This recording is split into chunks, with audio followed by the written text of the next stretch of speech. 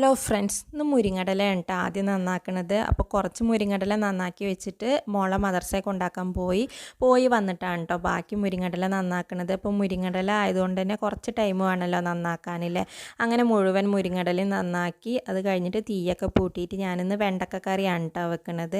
അപ്പോൾ വെണ്ടക്കൊക്കെ വാട്ടിയെടുത്ത് മസാലപ്പൊടികളും തക്കാളിയും പച്ചമുളകും പുളിയൊക്കെ പിഴിഞ്ഞിട്ട് അത് അവിടെ വേവാൻ വെച്ചിട്ടോ.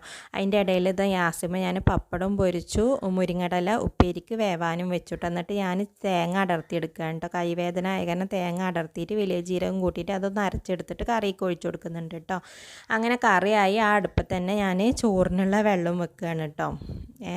അത് അപ്പോഴത്തേനും ഇതാ മുരിങ്ങടലൊക്കെ വെന്ത് തേങ്ങയും മുട്ടയും കൂടി ഒന്ന് ചിക്കി എടുത്തിട്ട് മുരിങ്ങടല ഉപ്പേരി റെഡിയാക്കി കേട്ടോ. പിന്നെ ഇതാ ചെറിയുള്ളിയും ചീനമുളകും വേപ്പിൻ്റെലയും എണ്ണയും ഉപ്പിലിട്ട മാങ്ങയും കൂട്ടിയിട്ട് ഒന്ന് തിരുമ്പെടുക്കുന്നുണ്ട്. അങ്ങനെ എല്ലാ പണികളും കഴിഞ്ഞ് ഉച്ചക്ക് ഇതാ മോള് ചോറും തിന്നെയാണ് കേട്ടോ. അപ്പോൾ ഇത്രയേ ഉള്ളൂ.